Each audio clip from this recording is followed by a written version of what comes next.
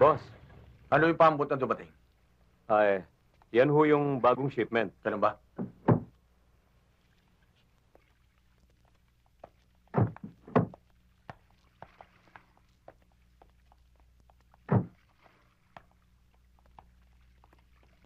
Gusto nyo? Bagong-bago mga rifling yan, Don Ezequiel. High-powered pa. Kaya kung gusto nyo magtayo ng private army, pwede. Bakit pa? Tama na kayong mga tauhan ko. At ang isa pa, kontrolado naman natin ang sitwasyon dito sa ating lugar. Sandali lang, Dalton. Oh, bilisan nyo yan, ha? Siya nga pala, Dalton. May balita ka ba tungkol doon sa ginawa nating pagsunog sa bahay ni Elias? Blankong-blanko ho mga investigador, eh. Wala kasing gustong tumistigo. Malinis na malinis ang trabaho natin, walang kasabit-sabit. Alam mo, Dalton, iba ang kutob ko. Kaya siguraduhin yung mabuti. Baka may naayuhan tayong maliliit na bagay. Doon ba tayo masilat? Huwag ho kayong mag-alala. Wala hong paltos ito. Good. Ikaw na bahala riyan. Aha.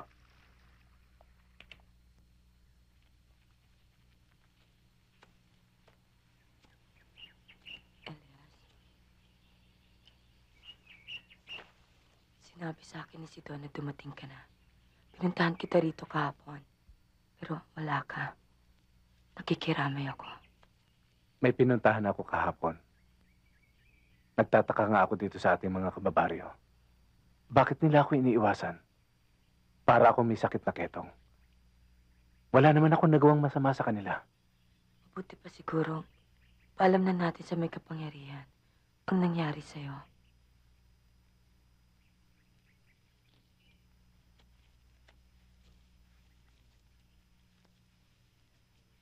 Yun na nga iniisip ko eh. Pero ipinagtataka ko, Lirio, kung bakit pinagkakaisahan ako ng mga tao rito. Kayo lang ni si Don nakikipag-usap sa akin. Huwag mong isipin yan. Pero yun ang nangyari. Kasasabi mo lang, kami ni si Don kadamay mo. Hindi ka pa rin nag-iisa. Anong may tutulong na isang bulol? At ng isang mahinang babae. Elias.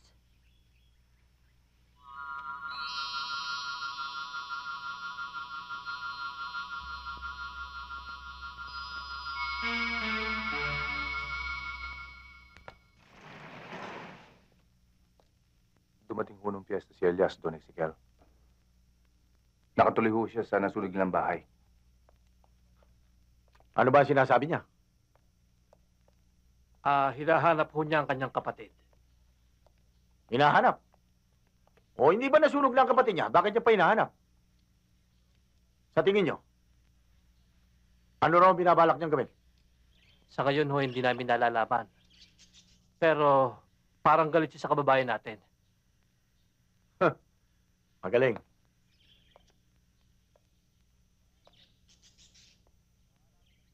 Paalala niyo sa kanya. Huwag na huwag siyang gagawa ng gulo. Kung magagawa niya yan, gusto kong mawala siya sa lugar natin. Ako makikipag-usap sa kanya, Don Ezequiel. Ako na ang bahala sa inyo. Sige na. Papaalam na ho kami, Don Ezequiel. Sige.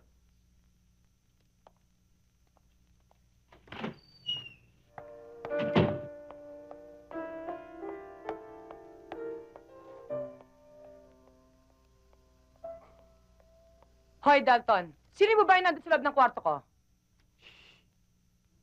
Huwag kang maingay. Yun ang bagong babaeng kapalit mo. Napakapurol naman ang utak mo para hindi mo maisip yun. Dalton, mga leche kayo? Binababoy niyo ang kwarto ko kung sino-sino ang mga dinadala niyo rito?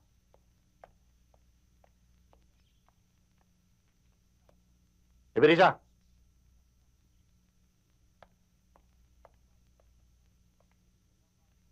Siya ang bagong babae ko. Ang ibig sabihin nun, pinalitan na kita. Kaya huwag kang mag-aaral sa boses dito. Kayang-kaya ko ipaputol ng tila mo. Si Dalton na ang bahala sa'yo. Kung magkano man ang kailangan mo, sabihin mo lang. Pagmula ngayon, Ayoko na makikita ang pagmumukha mo rito.